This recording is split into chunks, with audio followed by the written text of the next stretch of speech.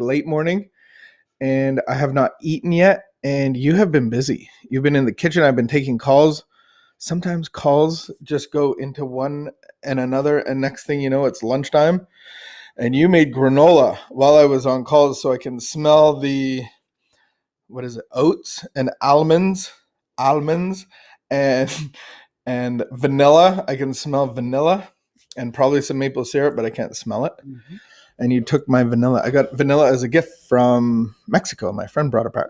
This isn't the kind of kitchen where we have exclusive things that belong to one person. I believe that half of that granola is mine. We're not roommates. You're not renting a room here. So we don't have like possession in the kitchen. I'm not a roommate? I always thought I was a roommate.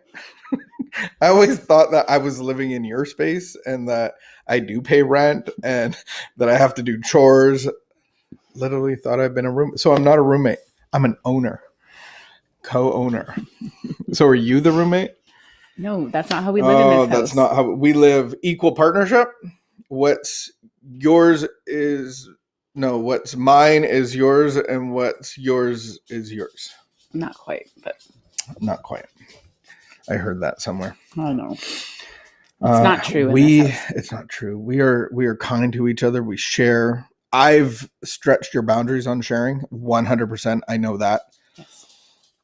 I was born to share, and you didn't really have that in you, but consequences of your upbringing, because you had 3 younger brothers. I think you were born to take, but you've learned to also give. I take and share at the same time. Here, have a spoon of mine. I'm taking some of yours. I need that dog to go lay down. Go lay down, dog. But you grew up with 3 younger brothers, so you, everybody might have had their chocolate milk, but you had to hide yours in the back counter You prefer to consume things differently. Slower. Yeah. And over the years, I found many chocolate bars in the freezer under obscure things. I like my chocolate frozen. You're being found out. You don't need to pound the whole chocolate bar back in one sitting. What's your favorite hiding spot? Why would I tell you that? Dang, I thought I had opened you up to vulnerability and honesty. Let's get this spirituality on. Let's get our spirituality on. Mid-morning after granola cooking and many meetings. It is good, though, to take a reset or a refresh break periodically through our day. Oh, you guys were so cute yesterday. Thanks. You had your reset button, Joanne's reset. Sorry, I cut you off. That's okay. No, I positive energy. I apologize for cutting you off. No, it's not. Okay. I don't remember what I was saying. It's fine. Reset in the midday. Yeah. It's so good to look around and notice what's wrong. It takes practice to see what's right. Many of us have lived around negativity for years. We've become skilled at labeling what's wrong with other people, our life, our work, our day, our relationships, ourselves, our conduct, our recovery. We want to be realistic, and our goal is to identify and accept reality. However, this is often not our intent when we practice negativity. The purpose of negativity is usually annihilation. Negative thinking empowers the problem. It takes us out of harmony. Negative energy sabotages and destroys. It has a powerful life of its own. And so does positive energy. Each day we can ask what's right, what's good, and about other people, our life, our work, our day, our relationships, ourselves, our conduct, our recovery. Positive energy heals, conducts love, and transforms. Choose positive energy. Today, God, help me let go of negativity. Transform my beliefs and thinking. At the core, from negative to positive. Put me in harmony with the good. That's such a good reminder. You are my positive. I think it's great to be positive, but then speak to myself positively, because I know that back in the day, if you spoke to me like I spoke to me in my head, and even like throughout a day, if you spoke to me like that, it would be super condemning. I would be like, why would you talk to me like that? But I talk to myself worse than anybody talks to myself. Mm-hmm. So I think it's super important to be positive. And I always say it. Yeah, speak the one thing that you're grateful for instead of the 5 things that you're not. Yeah. And I think there's always something we could be grateful for. Always.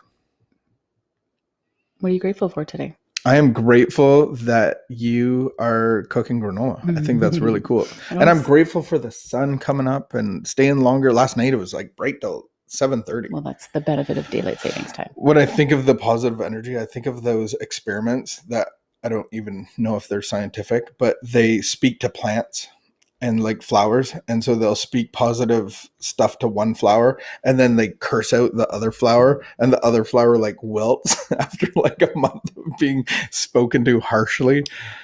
They've also done lots of studies with like moms and babies. It's so sad. Like they'll have like a mom and baby interacting, and you can make a baby smile and laugh and giggle. And, you know, we see that with the baby that we're around. The baby wants to cry, but if you are laughing and giggling, the baby will laugh and giggle and then try to go back to crying. But then the mother they have in the study, have the mother stop, like just go stone faced. And it doesn't take long before the baby starts crying. Interesting. Well, I think it starts in our minds and then it comes out of us. So if you're going to be miserable around the house, then I'll probably be miserable too. And I think that we have to be in reality too, because there's going to be storms. Yeah. No matter what, no matter who you are, but I can still be positive in a storm, and we can hold on to each other and look adoringly into each other's face as the surf crashes over our boat. But we know that we hold on to the power of God, and that we're not going to sink. We're not going to be destroyed. And we do have each other, and we do have community, and we can be positive about lots of things. There could always be something to look for.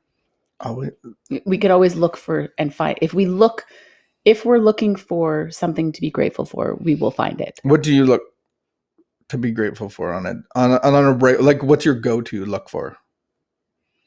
Your marriage? What? What's your go-to look for in positivity? Like on a daily basis, what do you like always go back to and go, I'm really grateful for this? I'm really grateful for everything. I mean, I'm grateful for our house. I'm grateful for our marriage being restored. I'm grateful for Buddy. Yeah. I am grateful. I have lots to be grateful for. And I can catch myself getting into a spiral of negativity.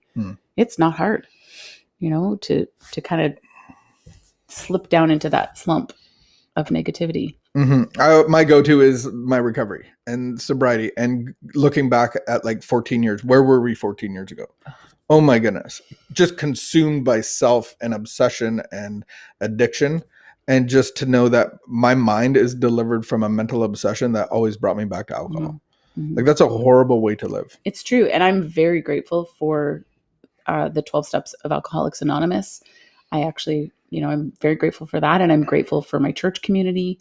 I sometimes I feel like a little bit awkward between the two, because the two don't always like meet super, there's people on both sides that don't think well of the other side. But for me, I really am so grateful for the rooms of AA, and I'm really grateful for our church community. It's and interesting. The larger church community, not just our specific church community, but I do think that the more we look for something to be grateful for, or if we're looking for our common and like our connections, we're going to find that no matter who we look at. It's really interesting. And what I'm grateful for is bringing everything together. So like you've had your Codependent Anonymous and I've had my AA, and since the pandemic, we've actually brought that together. And so our Wednesday meeting at noon, just tomorrow, we have an addiction recovery meeting for everybody. And it's so cool to hear like you share on your recovery, or Joanne and Josh and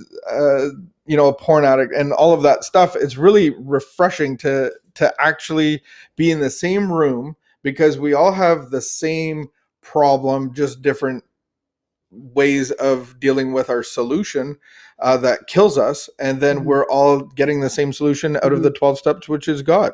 Yeah. And, even like, I know some people that we've talked to recently, they're not really sure, like, am I a food addict? Like, am I an alcoholic? Like, I do these things and I don't do them in a healthy, positive way.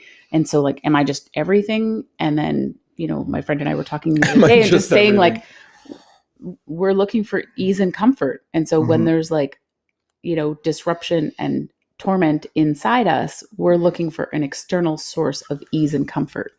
And so it's easy to think like, oh, this is really hard. Like, I just need to go get a drink. that doesn't make me an alcoholic. Mm. But it does mean that there's something inside me that I do need to look at and address. Good word. Yeah. And I think being connected to the Spirit of God actually produces joy inside. And so I'm actually becoming positive. I'm becoming different than I was. And so may you find that peace. May you find positivity in the Spirit of God today. As we meditate on that, if you, what are you grateful for? Just leave a little gratitude note in the comments. And yeah, there we go. Man, have a great afternoon. Wash your hands and keep the peace and be of good behavior. Do those things. All right. We will see you tomorrow, friends. Have a great afternoon.